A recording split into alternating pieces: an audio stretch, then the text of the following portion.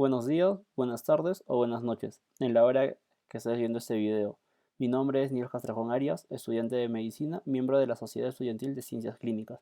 En este video vamos a evaluar la parte de pelvis ósea perteneciente al capítulo de pelvis, prácticamente ya la parte final del curso de anatomía. Dentro de los objetivos de este video está que al finalizar tenemos que reconocer las partes y datos principales de los huesos que conforman la pelvis, describir las principales diferencias de la pelvis entre los sexos, identificar las variedades de pelvis femenina. Este es el índice que vamos a seguir el día de hoy: la anatomía de superficie, la osteología de la pelvis, ilíaco sacro, la articulación de la pelvis en conjunto, las diferencias anatómicas entre los sexos y finalmente de dónde saqué la información. Para empezar con la anatomía de superficie. La anatomía de superficie es importante desde el punto de vista clínico para tener una orientación ante qué estructuras estamos y o qué dirección vamos a tomar a lo largo de cierta manera cuando uno empieza a palpar. Pero desde el curso de anatomía propiamente dicho, es frecuente que en un examen encontremos de 2 a 3 preguntas por segmento de anatomía de superficie, sea cual sea el escenario. Y de manera especial en esta zona yo quisiera recalcar que cuando una persona se encuentra en esta posición en la cual uno puede ver los genitales, lo primero que, en este caso que es femenino, lo primero que debe de tomar en consideración es esta forma de un romboide, o en realidad un rombo o algo similar a esto, en la cual nosotros vamos a delimitar una zona anterior o mayormente conocida como una región urogenital y una zona posterior. A esta zona posterior también nosotros la vamos a llamar como una región anal. ¿Y por qué está dividida esta región? Básicamente por una línea que va entre ambas tuberosidades isquiáticas. Esto, a nivel de estructuras ya lo vamos a ver en un momento. A su vez, nosotros debemos de reconocer de que todo este rombo es el famoso, bueno, la región conocida como región perineal. Entonces, si nosotros llegamos a distinguir esta parte, ya podemos tener alguna pregunta de anatomía de superficie, porque lo demás se recalca en cada bloque que vamos a ir evaluando y a lo largo de los videos que va a subir la sociedad. En la osteología de la pelvis uno debe darse cuenta de que por qué está conformado, por cuántos huesos está conformado la osteología de la pelvis, principalmente por 10 a 12 huesos. ¿Y por qué hay una diferencia de dos huesos que es variable? Principalmente por la parte más distal de la columna vertebral. En los ilíacos, nosotros, o también conocido como huesos coxales, son dos, uno a la izquierda y uno a la derecha. Bueno, ese es el de la derecha y este es el de la izquierda. Esa es una vista anterior, superior, inferior y laterales, ¿no? Derecha e izquierda. El sacro, que en realidad es la unión de las vértebras sacras, está conformado por 5 huesos. Y lo que uno siempre se pregunta es, ¿y el coxis por cuántos está conformado? Si sumamos 5 más 2, 7, estaríamos para que sean 10, 3 y para que sean 12, 5 probablemente. ¿Y por qué esa diferencia? Porque muchas veces no se puede distinguir de manera correcta o simplemente se consideran en los cuales la articulación sea muy prominente o de acuerdo por el tamaño, ¿no? Entonces, ahora podemos hablar que la fusión de tres huesos va a formar al ilíaco, aquel hueso que hacía ilusión que tenemos solo dos en el cuerpo humano. Entonces, este ilíaco va a ser la unión de tres huesos: el ilio en la parte posterior y superior, el isquio que está en la parte posterior e inferior, y el pubis. El pubis es la parte que está más tirada para la parte anterior e inferior. Este es un hueso coxal del lado derecho, es una vista externa, y esta cavidad que observamos por este lado se llama el acetábulo y es la unión de estos tres cuerpos. Esa cavidad cotiloidea también conocida como acetábulo. Y según la embriología, a lo largo, por encima de los 14 años es donde ya empieza la consolidación final, ¿no? Porque esto va a estar muy ligado a los cartílagos de crecimiento y para que uno pueda adquirir cierto tamaño, en realidad eso se consolida muy tarde. El ilio, que es posterior y superior, las estructuras que deberíamos de reconocer ante un examen práctico, que muchas veces eran en el anfiteatro y ahora es por fotografías, son estas tres cosas principales. La cresta ilíaca, la cresta que uno puede palpar cuando trata de cogerse alguna estructura ósea a la altura del ombligo, hay una estructura prominente, esa es la cresta ilíaca perteneciente al ilio. Por debajo de esta, el ala del ilio, y finalmente el cuerpo del ilion, el que se une al acetábulo. Entonces, si uno puede preguntar cuál es la parte del ilion que se une al acetábulo, sería el cuerpo del ilion. Luego en el isquion, que es la parte inferior y posterior, estaríamos hablando de la espina ciática, y como su nombre dice ciático, está con relación a este nervio, que lo van a ver en un video más adelante. el cuerpo del isquion, también perteneciente a la unión de la cavidad cotiloidea, y finalmente la tuberosidad isquiática, la que vimos hace un momento, y es una línea que nos va a permitir delimitar en la parte anterior y posterior. A nivel de la tuberosidad isquiática también vamos a encontrar la rama del isquion y la rama inferior del pubis, que en un momento lo vamos a comentar. ¿Y por qué mencionas la del pubis si recién estamos hablando del isquion? Porque la rama inferior del pubis con la rama del isquion va a formar la rama isquiopubiana, que muchas veces no se puede distinguir si lo vemos en una fotografía, pero básicamente esa rama isquiopubiana está formada por la rama inferior del pubis, nunca se olviden, por la rama inferior del pubis con la rama del isquion, y esta va a generar también otro agujero que lo vamos a ver en un momento. Finalmente, el pubis en la parte anterior está en la parte anterior e inferior. Esta va a tener una articulación con el otro pubis del lado izquierdo. Y los segmentos que debemos de reconocer primero es la línea trirradiada, que es la que pertenece y siempre se nota en la cavidad cotiloidea o en el acetábulo. Entonces, es una estructura que sí, te la podrían poner en una fotografía para un examen práctico. La rama superior del pubis y también hay una rama inferior. Si consideramos una rama superior y también va a haber una inferior, la inferior ya sabemos que pertenece a la rama isquiopubiana. Finalmente, el cuerpo del pubis. El cuerpo del pubis es el que se va a articular. El cuerpo del pubis no es el que necesariamente va a estar de manera inmediata con la unión de la cavidad cotiloidea, de manera análoga a que el cuerpo del ilion y el cuerpo del isquion sí están muy conectados con esta zona. Entonces, hablando un poco más del ilíaco, esta imagen, como ustedes se pueden ver, en realidad ya no vemos este acetábulo. ¿Y por qué no vemos este acetábulo? ¿Por qué no vemos esta cavidad cotiloidea? Porque estamos de una parte interna. ¿Qué quiere decir que estemos de una parte interna? Que probablemente sea la parte o la vista por la cual uno no pueda tocar la mayor cantidad de estructuras por esta parte. Simplemente tocamos la externa y la cresta ilíaca quizás sea la única zona que la vamos a poder palpar. Ya, de manera inmediata, de manera más sencilla para decir esto, es como que estuviéramos viendo por dentro del hueso, por dentro del cuerpo. Esa es la superficie interna. La fosa ilíaca, que principalmente acá se debe insertar el músculo ilíaco. Eso es lo más importante de la fosa ilíaca. Recuerden que cada vez que pongo estos logos del SEC, y es algo que también lo he repetido en videos anteriores que yo he subido, principalmente son preguntas que le he sacado de exámenes pasados, o también son preguntas que recurrentemente vienen en distintos exámenes que toman a estudiantes de medicina. La línea arqueada o la línea ignominada en la universidad, principalmente muchos doctores tienen la nomenclatura de la línea ignominada, porque no tiene un nombre claro, y de ausencia y nomen de nombre. La eminencia iliopubiana o la eminencia iliopúbica, que es la que mencionan por esta parte, que es la parte distal, o sea, bueno, la parte más distal de la línea arqueada, se puede ver esta eminencia. Finalmente tenemos la línea pectínea y el agujero obturador. ¿Y qué es importante de la línea pectínea y el agujero obturado? Perdón, no es obturador.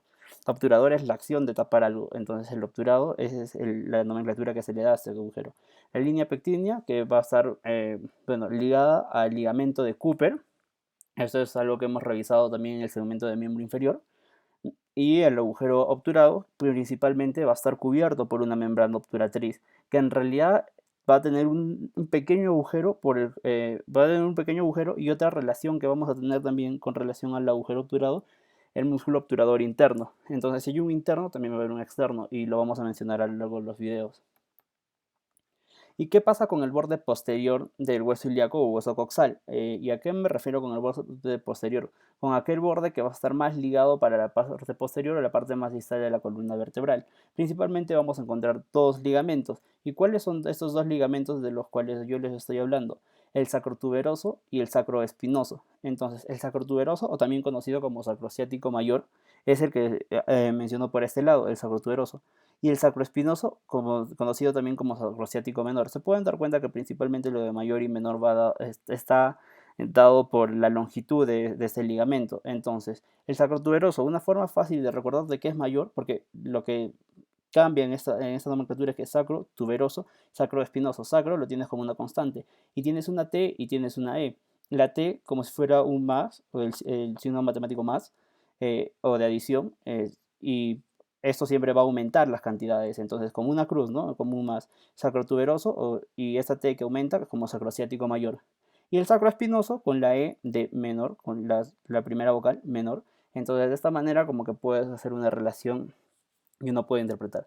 Y ahí, ¿para qué es importante esos ligamentos? Esos ligamentos me van a determinar zonas. ¿Y a qué zonas se refieren, Neil? principalmente al foramen ciático mayor y al foramen ciático menor. ¿Y con qué, con qué yo me quedo al saber de que tengo un foramen ciático mayor y un ciático menor? Principalmente el tamaño. El ciático menor es el que vemos por este lado y el ciático mayor por el lado de aquí. Pero si ustedes se dan cuenta, por acá va a pasar el músculo piriforme y este piriforme va a delimitar dos estructuras más, que sería la porción suprapiriforme y la porción infrapiriforme. Entonces, uno cuando empieza a ver ciertas regiones o ciertos forámenes, como lo hemos visto a lo largo de todo el curso del miembro superior, dentro de eso va a haber un contenido y a su vez uno también tiene que conocer los límites. Entonces, para esto está esta tablita en la cual nosotros vemos de que los límites del foramen ciático mayor, bueno, acá me faltó poner el logo del SEC para que ustedes sepan que esas son preguntas claves. Esta tabla es muy importante que la puedan recordar. Los límites del foramen ciático mayor es la escotadura ciática mayor, el ligamento sacroespinoso y el sacro. Dentro de la porción suprapiriforme, o sea, por encima del músculo piriforme, el contenido, el van de los glúteos superiores. O sea, por la parte de aquí, el van de los glúteos superiores. Y en la porción infrapiriforme, lo que uno siempre va a encontrar es el van de los glúteos inferiores, el van de los pudendos internos, el nervio pudendo, el nervio ciático, el nervio cutáneo femoral posterior y el nervio del músculo obturador interno. A su vez, en el foramen ciático menor, que está en la parte más inferior y menor en realidad por el tamaño, los límites tenemos la escotadura ciática menor, el ligamento sacroespinoso y el ligamento sacrotuberoso. A su vez, el contenido de este foramen vamos a encontrar la arteria y la vena de los pudendos internos, el nervio pudendo y el músculo obturador interno. Entonces, no se confundan de que acá es el nervio del músculo obturador interno y acá solo es el músculo obturador interno. Y principalmente eso es lo que uno debería de recordar a nivel del borde posterior del hueso ilíaco coxal. Para acabar un poco ya con esta parte del sacro, que es la parte más posterior, en la parte más posterior de esta zona y la parte más distal de la columna vertebral, uno tiene que preguntarse qué es el resultado de la unión de qué vértebras, de la S1 a la S5. La S1, la que está aquí, la más grande, y la S5 la más distal. Siempre la numeración se viene de superior a inferior, y esto viene desde las vértebras cervicales. Un dato curioso del S1 es que es la vértebra más grande. No vamos de manera horizontal, no hay otra vértebra que pueda superar esta longitud. Luego tenemos que forma la pared posterior-superior de la cavidad pélvica y tiene una forma de cuña triangular invertida. O sea, si nosotros nos damos cuenta, es una cuña triangular invertida. La base del triángulo está por este lado y el vértice superior estaría por aquí. A nivel de la base, ¿qué debemos de recordar? Primero, las aletas del sacro, que es lo que vemos por este lado, ¿no? Las aletas del sacro. La cara superior del cuerpo de la vértebra, S1, que nos va a ayudar mucho para aspectos ginecológicos, es bueno recordar eso, la cara superior del cuerpo de la vértebra. Y el promontorio, ¿no? El promontorio del sacro, principalmente el anatómico.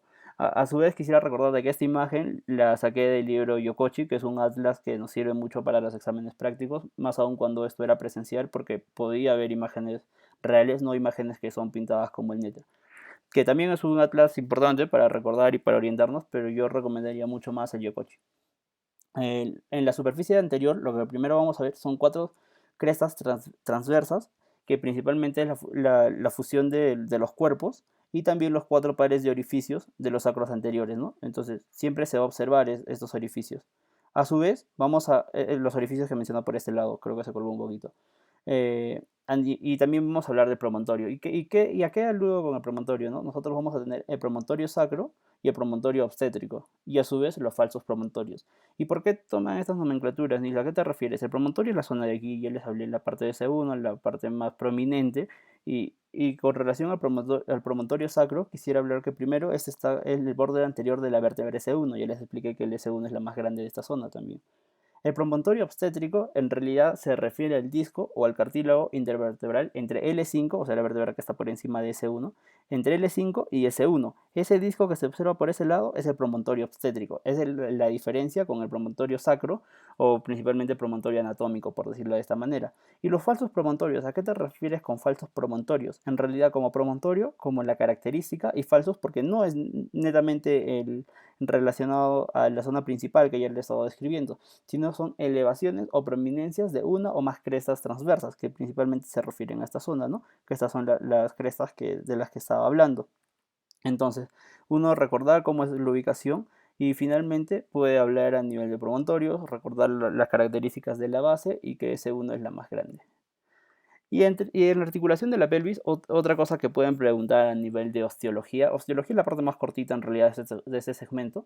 Esa es una de las cosas más importantes, reconocer las articulaciones y reconocer las diferencias entre sexos. Entonces, hablando de las articulaciones, son tres articulaciones principales y las debemos de conocer sí o sí. Las articulaciones sacroiliacas, la articulación sacrocoxigia y la articulación interpúbica. La sacroiliaca, como su nombre menciona, que une el sacro con el ilio. Luego vamos a tener la sacrocoxigia, que principalmente va a unir el sacro con el coxis, y la articulación interpúbica, que simplemente une estas dos zonas, la zona del pubis derecho con el pubis izquierdo. Esta es una vista más superior, es como que la cámara inclinada a unos 45 grados por una vista horizontal, para poder evidenciar principalmente este arco, ¿no? Y básicamente con este arco nosotros vamos a diferenciar los sexos. Un momento lo voy a explicar. Y esta es una vista más anterior, una vista horizontal netamente, y acá nos vamos a dar cuenta de las articulaciones. Esta es la interpúbica, la que mencionaba, la sacrocoxigia, que estaría por esta zona, y la sacroiliaca está por la zona de aquí. Entonces, ¿y qué debemos de conocer? ¿Por qué puse el logo del SEC? Porque esto es lo más importante. Porque las sacroiliacas son articulaciones posterosuperiores, como bien mencionado por este lado, y la nomenclatura que se le atribuye, la característica son que son fibrosas y sin desmosis. A su vez, la articulación sacrocoxigia, que es la que mencionaba por este lado, llega a ser una articulación posterior-inferior, porque lo estamos viendo acá, posterior e inferior, más distal, y la característica y la nomenclatura que se le da son articulaciones cartilaginosas primarias.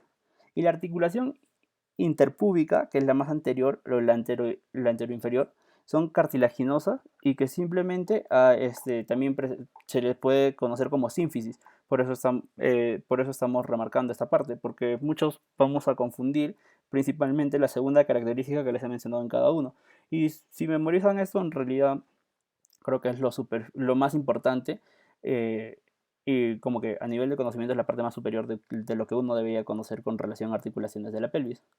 A su vez, acá vamos a encontrar dos movimientos, ¿no? El movimiento de nutación y el movimiento de contranutación. Esto no es algo que en clases lo expliquen propiamente dicho, pero es para darle una aplicación clínica a lo que estoy mencionando, ¿no? Este movimiento de nutación principalmente va a tener mucha similitud e importancia cuando hablemos del parto y cómo la cabeza del niño va a impactar en la parte inferior y cómo el cuerpo va a tratar de moverse. Entonces, este movimiento, esos dos movimientos, el de nutación y el de contranutación, principalmente es lo que debemos de reconocer. Los movimientos principales de pelvis, a más de los que ya conocemos en todo el curso de anatomía. En la pelvis en conjunto, lo que quisiera que podamos evaluar es de que estamos frente a una estructura osteofibromuscular, óseo por los huesos que yo he venido describiendo, fibro principalmente por los ligamentos y muscular por los que le dan la estabilidad, con forma triangular invertida. Otra vez, de manera análoga al sacro, el triángulo también, el vértice principal lo tenemos en esta zona, en la parte más inferior, y la base del triángulo estaría por la parte de aquí, entonces sería una forma triangular invertida. A su vez, la entrada pélvica o estrecho superior es importante saber cómo se describe y literalmente uno debería de mencionar el orden exacto, ¿no? Empieza por el promontorio sacro a nivel de C1, como les mencionaba. Luego viene por el margen de las aletas del sacro para ambos lados. Voy a escribir solo de este lado para no estar moviendo el puntero y se puedan confundir. El promontorio del sacro, el margen de las aletas del sacro, las articulaciones sacroiliacas, que me refiero a esta zona de aquí. Luego pasamos con la línea arqueada o línea innominada. Vienen las eminencias iliopúbicas o eminencias pectíneas. Y finalmente las eminencias iliopúbicas y finalmente la línea pectínea. ¿Y en qué acaba la línea pectínea? En el tubérculo del pubis. Y finalmente en el borde superior de la sínfisis del pubis, que en realidad me estoy refiriendo a esta zona. Y esta es la manera en la cual uno debería de describir cómo es la unión de ambos extremos, del derecho y del izquierdo. Empieza por el promontorio, se va al margen de las aletas del sacro, la articulación sacroiliaca, la línea arqueada innominada, la eminencia ilopúbico-pectínea, la línea pectínea, el tubérculo del pubis y el borde superior de la sínfisis del pubis. Y si, ¿por qué me recuerdas eso? ¿Por qué tratas de que yo tenga esta estructura como un cuento de inicio, nudo y desenlace? Porque en realidad cuando nosotros hablábamos de la región cuello, muchas veces hay preguntas como ¿qué planos tengo que atravesar para llegar a la tiroides? O de manera análoga cuando hablábamos de tórax, qué planos uno trata de atravesar para llegar para tratar de extraer líquido, líquido del espacio pleural. Entonces, si hay este tipo de preguntas, en pelvis, la forma más adecuada de preguntar una sucesión de estructuras es cómo es la entrada subpélvica o el estrecho superior, y uno debería de describir todas estas estructuras en este orden, que en realidad es simplemente lógica. Si uno lo practica, uno empieza a dibujar, se le va a quedar de manera inmediata. Y es por esto que le doy tanta importancia y tuve que poner en el video. Entonces, esta es otra forma de que puedan preguntar a nivel de este segmento y principalmente en la parte inicial del capítulo que es osteología. Entonces, acá lo que vamos a encontrar, principalmente lo que quisiera remarcar son los diámetros, ¿no? En realidad es un concepto más obstétrico. Cuando hablábamos con los chicos de anatomía, bueno, le dudábamos si poner o no, pero es importante para reconocer los diámetros, ¿no? Primero, las distancias entre las crestas van a generar un diámetro. Y a su vez también hay una distancia que es la interespinosa, que va entre la espina ilíaca anterosuperior derecha e izquierda. Entonces, estos dos es importante para saber cuáles son las líneas que unen ambas estructuras, de manera análoga en lo cual yo les mencionaba al inicio de la clase con relación al isquio. A su vez, nosotros también debemos de saber que vamos a encontrar un diámetro transverso en la parte superior y también un diámetro transverso inferior, del cual les mencioné empezando en la clase. Aparte de esto, nosotros nos vamos a dar cuenta de que la pelvis no es simétrica. Si vemos acá, es una X que el punto medio está más tirado para el lado derecho.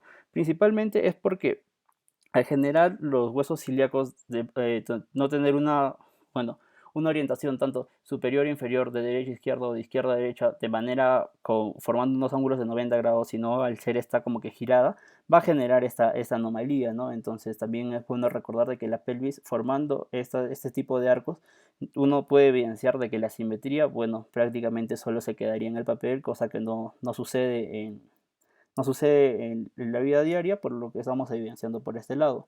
A su vez, también quisiera ya pasar al tema de la pelvis en conjunto, a los ángulos, y los ángulos que va a formar la pelvis. ¿Y por qué menciono primero los ángulos y no la diferencia entre sexos? Porque de acá quiero partir a las diferencias que vamos a ver en un momento. Primero vamos a tener dos ángulos principales, el ángulo de inclinación pélvica y el ángulo lumbosacro. En el ángulo de inclinación pélvica es más prominente en las mujeres y en realidad es el que formado por el plano que pasa por el estrecho superior con respecto a la horizontal. Y el ángulo que toma es de 48 a 60 grados, que es lo que veíamos por este lado, y es más prominente en mujeres. Eso sí, nunca se olviden si queremos empezar a diferenciar las preguntas de sexo en pelvis con relación al doctor Pineda, que es algo frecuente en realidad.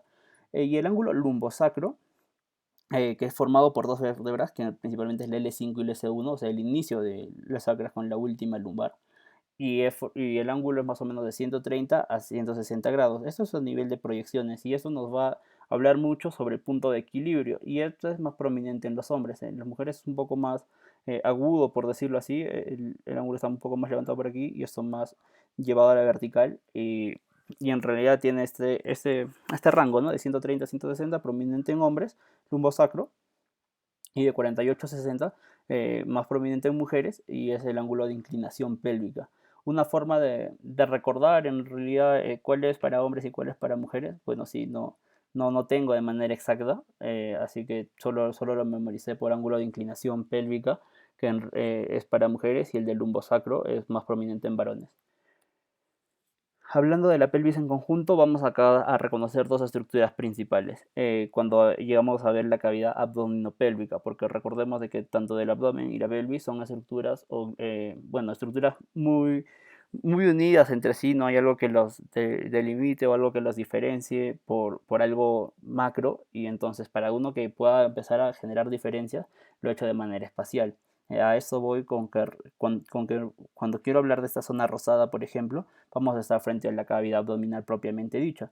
Y en la zona verde vamos a estar frente a una cavidad pélvica. Pero ¿qué es lo que también debemos de recordar? De que va a haber una pelvis mayor, que en realidad esta es como que una pelvis falsa, por decirlo así, porque si bien es cierto se encuentra en la región de pelvis, pero esto tiene en mayor cantidad el contenido del abdomen, ¿no? Contenido de la continuación, principalmente intestinos, por decirlo de esta manera. Y la pelvis menor, en realidad, que esta sí, o la verdadera, que es la que observamos inferior a esta. ¿Y cómo yo delimito a ambos? A nivel del plano de la abertura superior. ¿Y con qué te refieres al plano de la abertura superior? Una forma práctica de delimitar esta es la que se puede trazar entre la parte más superior de ambos huesos distales después del abdomen, ¿no? ¿Y a cuál es esa evolución? Principalmente al fémur. A su vez, también nosotros debemos de recordar que por debajo de esta zona verde vamos a encontrar el perine, y esto va a ser un tema propio para hablar más adelante, y la forma tridimensional que vamos a encontrar, ¿no? Entonces, ahora vamos a hablar un poco más de la diferencia anatómica entre la pelvis en ambos sexos.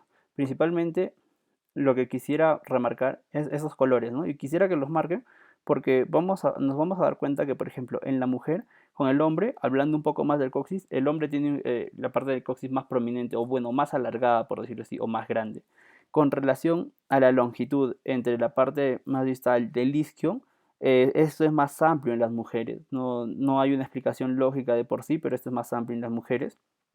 Y si se dan cuenta, bueno, acá remarcado de verde, esta parte del isquion es más prominente en los varones, o bueno, la angulación es un poco mayor. Y cuando hablamos de la parte distal, la que más llega al pubis, la parte más distal y se va para el lado anterior, en realidad hablando del pubis, en el hombre esto es más agudo. No me refiero al ángulo infrapúbico, el ángulo del pubis, no me refiero a este ángulo, sino me refiero a la parte superior, a la que forma este arco. Y en la mujer es como que más obtuso. A su vez, en la parte posterior se puede encontrar esa diferencia. El ángulo es más agudo en el hombre con relación a la mujer. Pero ya, entonces, ¿qué pasa si todo lo que les he mencionado lo ponemos en una tabla para hacerlo más dinámico?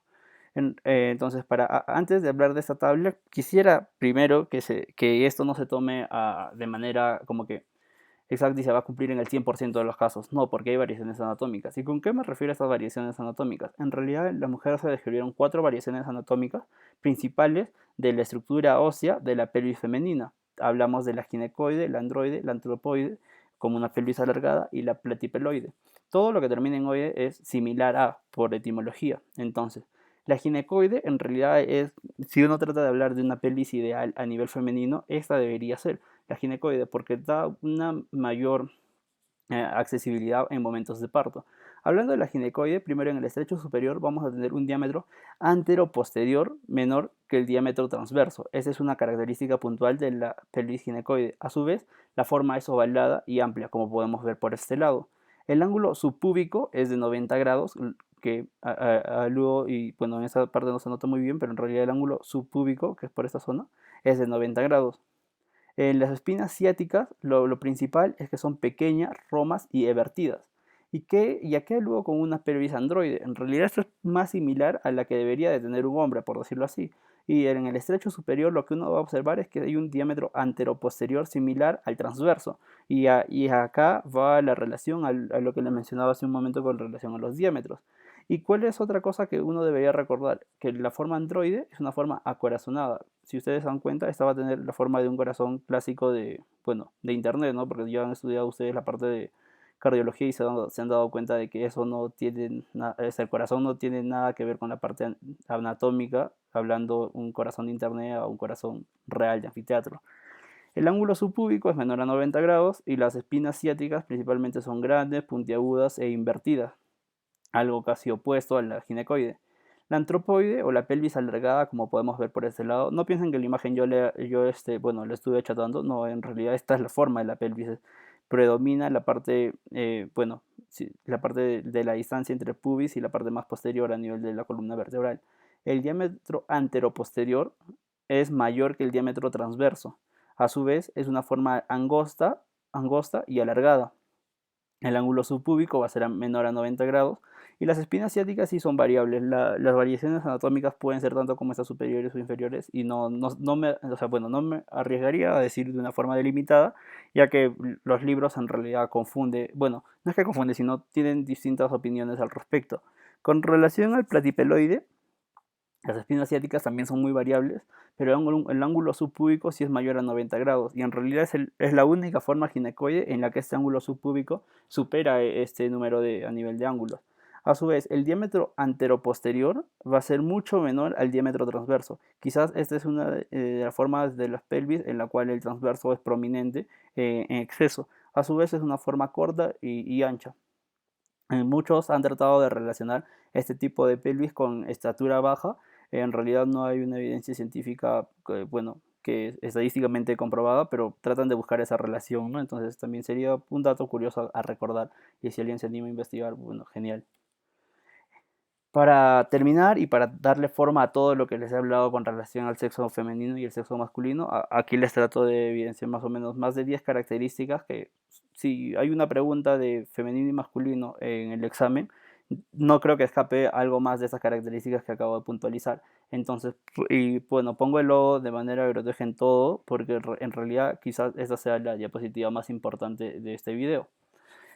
Si uno hablaba sobre la consistencia ósea, debe de conocer de que a nivel femenino es más delgada y a nivel masculino es más grueso. ¿Y a qué me refiero con esto a nivel de huesos? De que uno trata de ver en el anfiteatro y le ponen dos pelvis con características adecuadas, pero uno nota que la consistencia y los procesos óseos son más gruesos y son más acentuados, estaríamos hablando de una pelvis masculina, del sexo masculino. Mientras que si los procesos óseos son más discretos, como quien dice, más delicados, y la consistencia ósea es delgada, muy delgados, o sea, no creo que no haya otro objetivo más para redundar. Entonces, a nivel de esa consistencia estaríamos hablando de una pelvis femenina.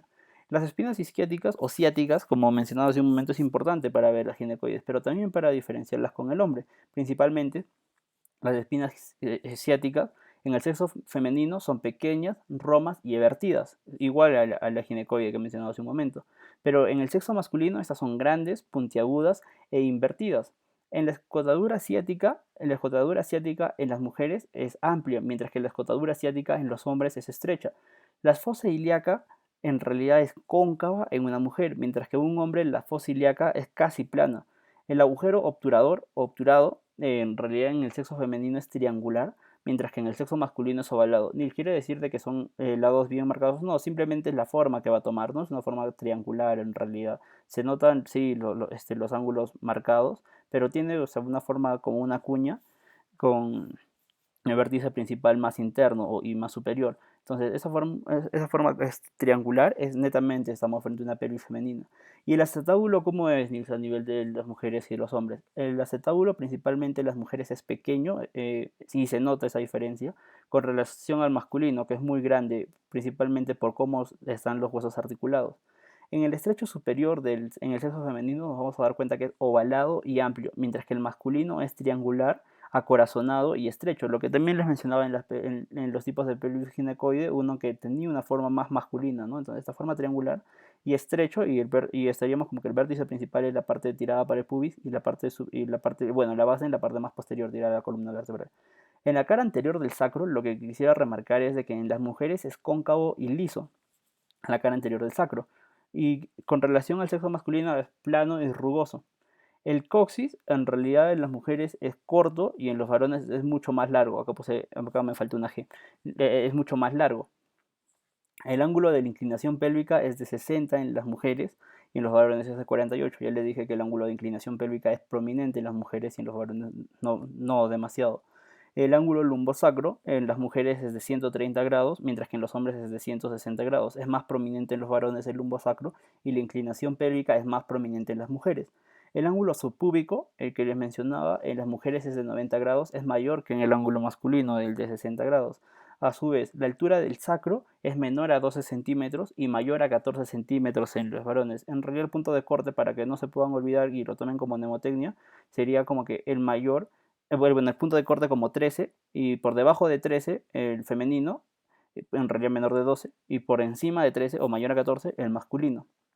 A su vez, también deben de recordar que la altura de la sínfisis del pubis es menor a 4 centímetros en las mujeres y mayor a 5 centímetros en los varones. Estos dos últimos son con relación a centímetros, los tres anteriores hablaba sobre los ángulos, también con diferencia entre ambos sexos, y el resto sí son características más cualitativas a cuantitativas que mencioné en la parte final.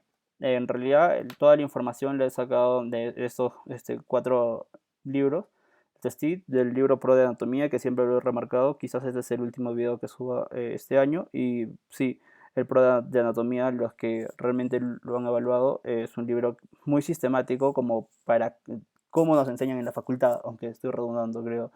En realidad es un libro que tiene la estructura en la cual llevamos todo el curso y eso hace más fácil poder leer este libro, ¿no? Porque no es que te mezclan cosas como en otros.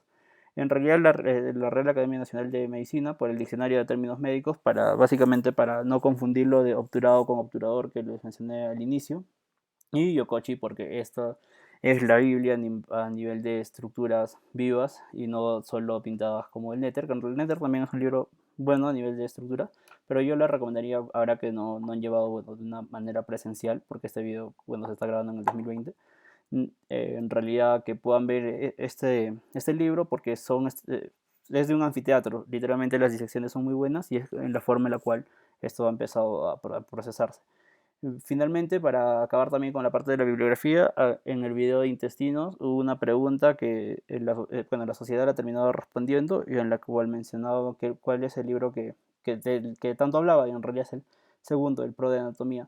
Y el Pro de Anatomía, por como ya lo dije, ¿no? Que en realidad es la forma en la que nos enseñan en la facultad y por eso hace que para un estudiante de Cayetano sea un libro muy sencillo de leer y muy bueno en realidad. Muchas gracias, ha sido un gusto estar subiendo videos con la sociedad. Ese es mi correo, soy Niel Castrejón Arias y siempre estaré lleno para ayudarlos. Fue un gusto. Gracias con todos, chicos.